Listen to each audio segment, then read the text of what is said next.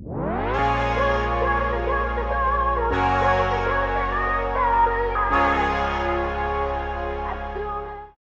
going to be a little different than we normally do. I'm actually going to be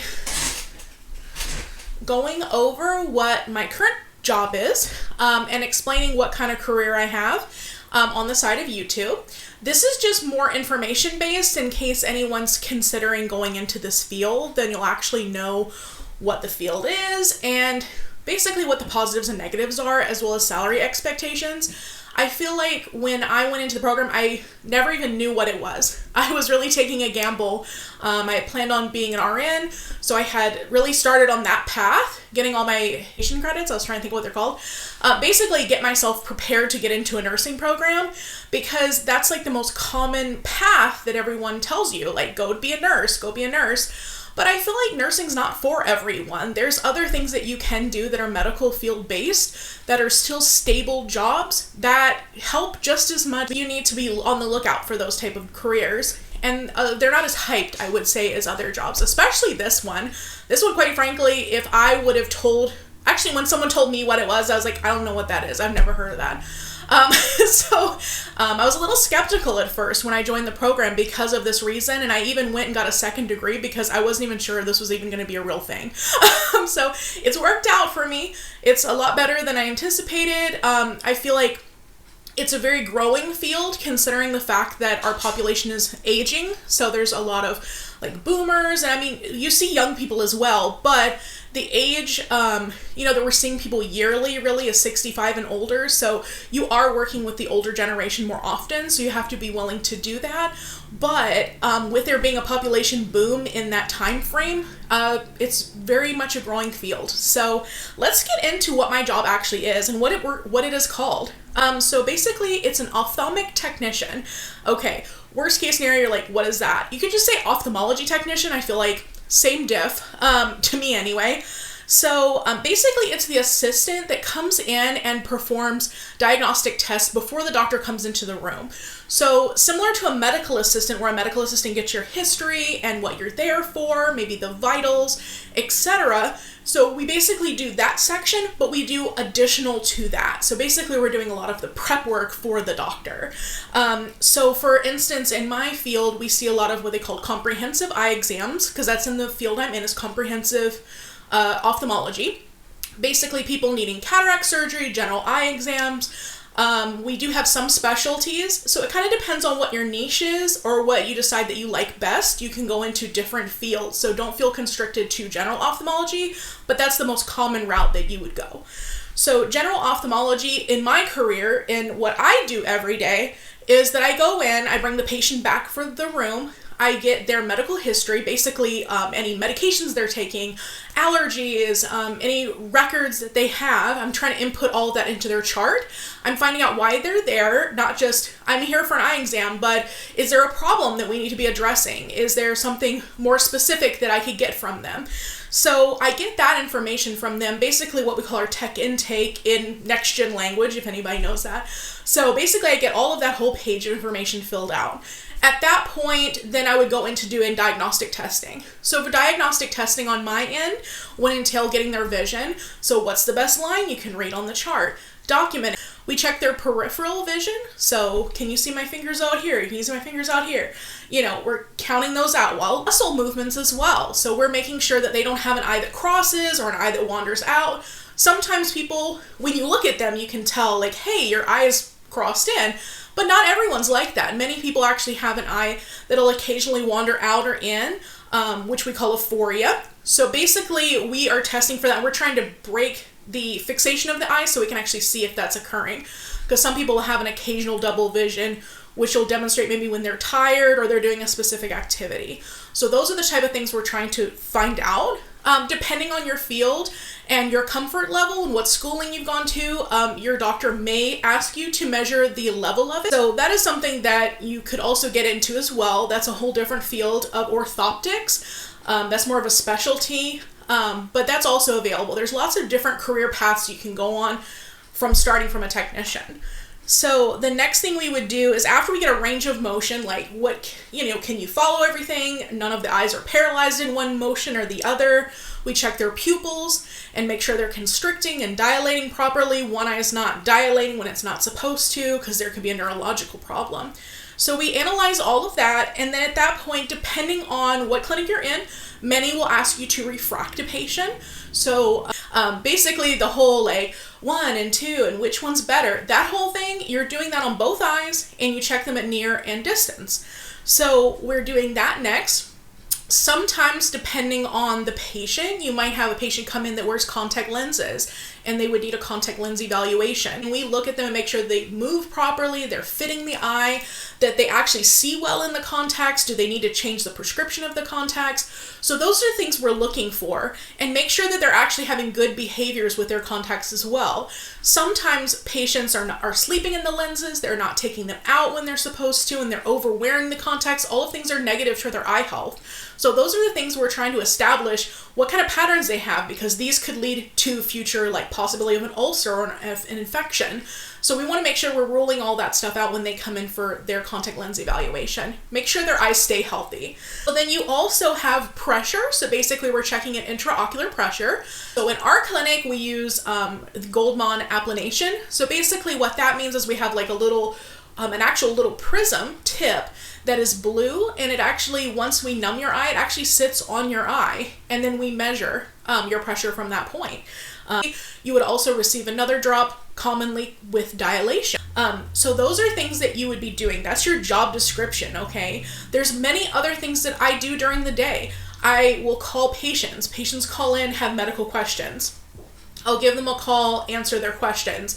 They may need refills on medication. So these are things you're doing other than seeing patients. You're sitting down, you're going on the computer, you're taking care of all these miscellaneous things. Also, in my clinic, patients will order contact lenses from us, and between all of us, we're expected to go in and make sure that the orders are correct, put them in trays, and then call the patients to let them know they came in. So that's the brief summary of what we're doing. And depending on the type of specialty you're in, you'll be required to do different tasks. When I with general ophthalmology, that's my favorite from what I've experienced, just because you're getting a variety. You might have a patient that's more of a retina specific patient. You might have one that's just there for contacts. You might have one that has a cornea issue. So you're getting a little sample of everything versus always seeing the exact same type of exam, which I noticed was very common in retina. Also, variances would include retina. You tend to have longer hours because you'll have more emergencies. Some, I believe, work on Saturdays, depending on the doctor. A lot of general ophthalmology is Monday through Friday. Usually, our schedule anyway, is 8 to 5. Education, let's get into that. So education, I feel like there's many people that are trained on the job in ophthalmology, primarily because we don't have as many programs or schooling opportunities as other people. Personally, I went to Portland Community College. They have a really great program there that basically your first year, you're pretty much doing strictly book learning. Toward the end, you do branch out and get more clinical experience, but the majority of it's your book learning at first, then you branch out the end of the first year into the second year, and then you're doing clinical rotations and book learning as well. So I felt like it was a really great program. I feel like I learned quite a bit. I feel really prepared when I came out. I recommend it to anyone that's in that area, in Washington, Southeast Washington to Portland area. Really great program to have. And that's the only one that I'm aware of in this area. I've really a lot of programs, and I feel like that's why you encounter a lot of people that are trained on the job. So at our clinic, personally, we've been getting more people from the program because we are luckily close to the program, so we can hire people from the program that are graduating. But also, there's been times where we've gotten we've gotten employees that maybe had some background in the medical field, but then we kind of train them and turn them into ophthalmic technicians. And I feel like that's always gone really well, depending on what type of training you're getting and the materials. So it's always dependent on that. And the student that wants to help. If you want to know about education, one of the things that I feel like haunted me the whole program is math. Math is not my strong suit, and I feel like in this program, it's very math forward. Math and science forward. Science, great with. Math, not my strong suit. So I had to work really hard to be able to pass those classes and to be able to do the things I need to do. So you're not taking specific math courses. I mean, you will be to get into the program, but you're not taking a very high level of math in that case. Most of it is in the clinical optics department, because there's a lot of equations and things like that. So if you're not great at math, you might want to brush up on that before you enter the program, or take your math courses right before you enter the program. That way it's kind of fresh in your brain. Coming into the program with, maybe you haven't taken the math classes in a while, it is kind of hard. I feel like I struggled a lot with that. I was able to still pass them. It's nothing where I couldn't study hard and get it. But at the same time, if you're not a math expert, it can be a little tricky to wrap your head around. You get a certain amount of credits, and then you basically can learn new stuff that's coming out on the block. Like, what new technology is coming out? What new methods are they using? So that's really important, because obviously you want to stay up on what's going on when you're in the field and what's new and going on. So I feel like that's helpful. There's also a lot of online classes to get continuing education credits. And if you're wondering now, why do I need continuing education credits? Like, I passed the program, I graduated, I should be good. Well, that's where a certification comes into hand. When I was in the program, initially the certification program was something you did on your own. It was not something that it wasn't incorporated into the program, which now it is. But before I even started the program, you would basically graduate, you would have your degree, and it was up to you at that point. Do you want to apply for a certification or what? Some people just didn't do it because they're like, why? I'm still getting hired anyway. Why would I do it? But now I feel like the field is getting into having everybody get certified. So I feel like it's obviously a better situation to do that. So that's a really positive thing. Everybody should really strive to have some sort of a certification if they can. You have three different levels, of just the technician only role. So you've got a COA. A COA basically means a certified ophthalmic assistant. So that's like your entry level beginning stage. When you're doing a program, you can actually apply for the COT, which is mid-level, right off the bat, because you've already gone through a program. So at that point, you would apply for the test. It does cost, I believe last time I did it, it was like $300 and something to apply for the program. So you want to make sure you're passing.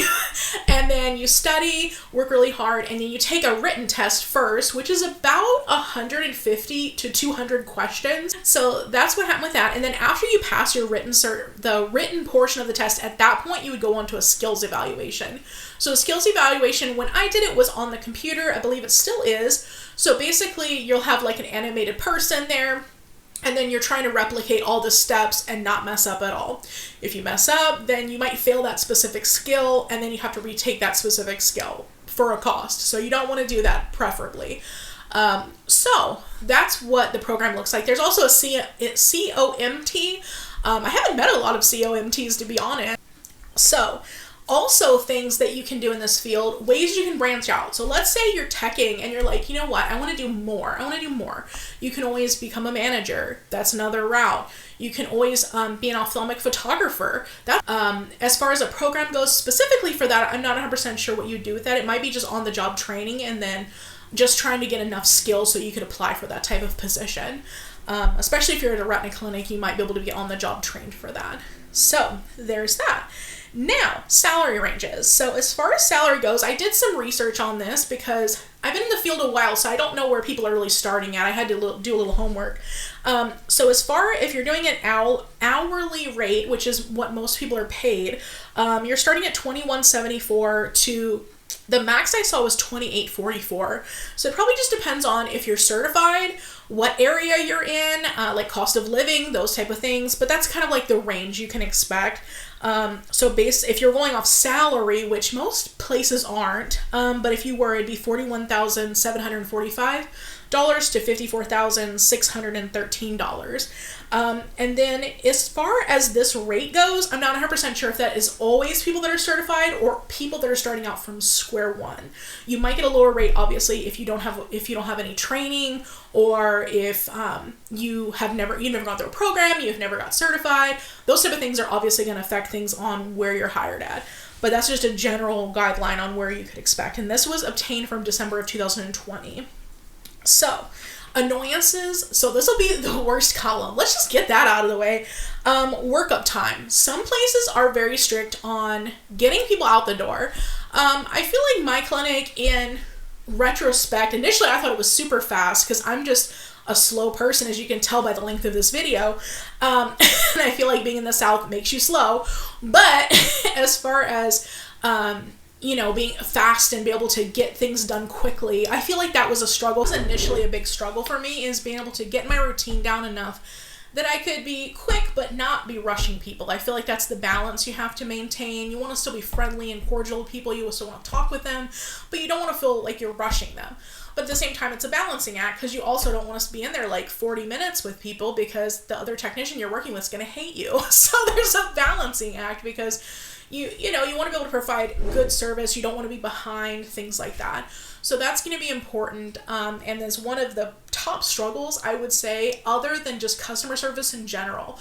So if you're not great at customer service, this is not the field for you. In general, be able to understand that people can be frustrated with things. Like, I'm frustrated that I can't see well. You have to have your empathy game up. So you need to work on that. If you're not that great at that, that's something you have to work on, because that's going to come into handy quite a bit, how to de-escalate situations. Something you might want to take a course on if you're not well at that, or research it. Things that I would think about my job. One would be that you're helping people see. That's a pretty major thing.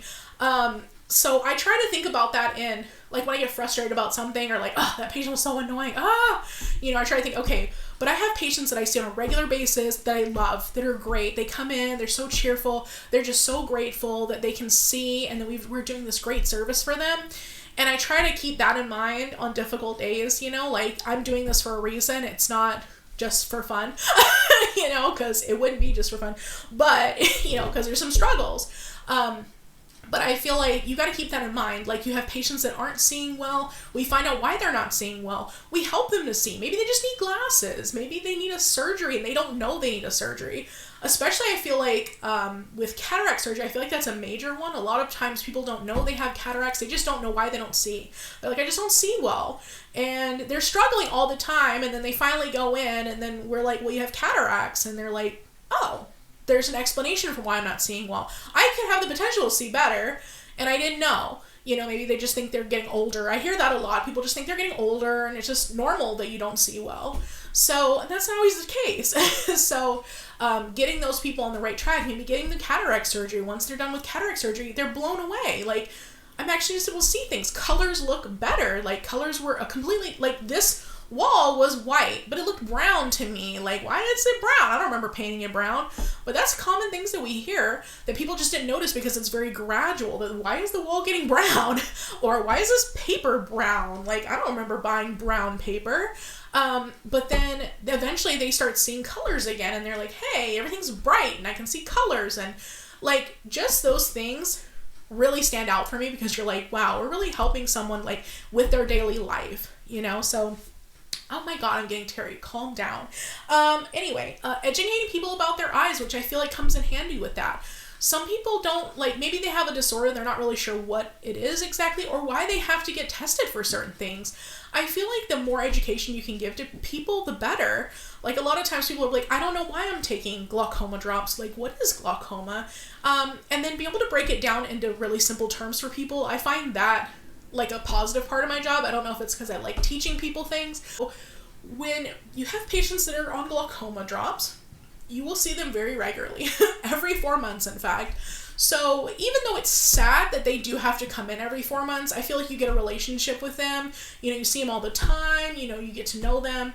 And I feel like that's a really positive thing in my job. Like, versus the hospital, you don't want to see people regularly. Like, in my field, I feel kind of bad that I'm saying, like, hey, I get to see you every 4 months. But, because you're seeing them so, every 4 months. But at the same time, you're managing them and you're helping them.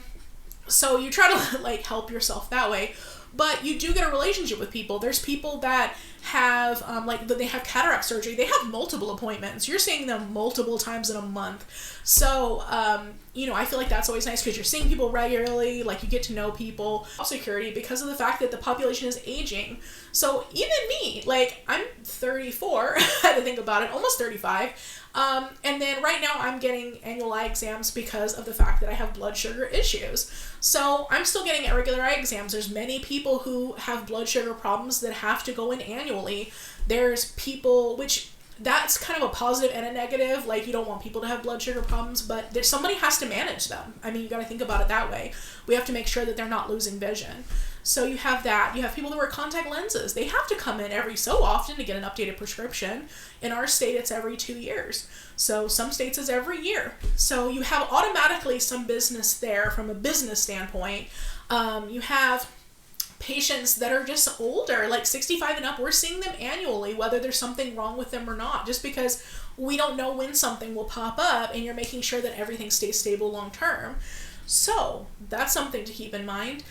So you automatically kind of have clientele. So there's that. And I feel like the hours are generally good. So if you just want kind of a stable position where you're not working insane hours or working like night shift and crazy stuff like that, then I feel like it's a really good field for that, because you're working usually Monday through Friday, 8 to 5. So pretty straightforward, not working crazy shifts. To be honest, because I do a lot of manager stuff, I am technically staying longer than 5 p.m. sometimes, but it's usually because I need to, I need to catch up on something, but it's not on a regular basis. I'm not going on a weekend. So it's pretty cushy in that way. I'll put a link for Portland Community College's program in the description, because I think it's a great program. And if you're in the Portland, Southeast Washington area, or even like outskirts Portland, like Gresham and stuff like that, it's something to look into if you're interested in, or in general, if you want to look up where ophthalmic technician programs are, you can go to the JCAPO website, which is like the governing board, and they should be able to guide you as far as where to go to school in your area. So it's a great field. I feel like I've always benefited from it. I feel like I've never been disappointed that I went into this field, which I feel like is a really major thing. I just want to shed that knowledge with you. And then she also had asked me about how COVID's affecting things. I feel like it's affecting us just as much, if not maybe a little more than everybody else. I feel like we are masked, we are washing our hands. Not that we weren't before, but I feel like we're a little extra cautious about it, or like getting a pair of gloves if we're going to do something kind of weird. But we still have to touch people. We still have to be in their face pretty close. We've installed like clear plastic, like sneeze guard sort of things on our side of the eyepieces of the slit lamp. And then we have like another one that's been there anyway, but it's kind of smaller. So we have like double the protection there, so people aren't like breathing on us necessarily. We have our patients wear masks. So very similar to a lot of the regulations and things that you would find at like a store, for example. The only negative is after COVID started, I realized, you know what? I'm really in people's face a lot. I didn't think about this at the time. So that's something to be cautious about. I know COVID hopefully won't be a permanent thing. But if you're coming into the program around this time, then that's something to keep in mind, that you are very close to people. And obviously you'll be wearing a mask and using gloves and washing hands, and we clean everything constantly, like more than they probably even recommend to clean it, with heavy duty cleaners, because we're just super cautious. But at the same time, it's like there's still a risk, just with anything else. And I would say more so than if you're working in a grocery store, for example, because you have some separation there, versus you're literally touching people's eyelids and putting in drops, so you're not going to have but so much separation there. And when people are in the slit lamp, they're about this far from you. So you have to be really aware of that. Something to consider when you're going into any medical field, I would say, just being aware of that situation. I think I've covered it all, you guys. Hopefully that helps. If there's any other questions that come up, feel free to send me a comment, and I'm more than happy to answer it for you. Thank you guys for watching, and hopefully this video was informative. And if you want more content like this, or more what's in my field kind of content, I would be happy to make it for you. I just wanted to address that as a concern, and hopefully it helps people to choose a career path. So, especially just versus the common career paths that you always hear about and things that you don't know are available to you, especially if you don't know if you necessarily want to be a nurse. Maybe you want to do something in the medical field, but you're not sure what else is available. I feel like this is a good video to watch. So, all right, thank you guys for watching, and have a good day. Bye!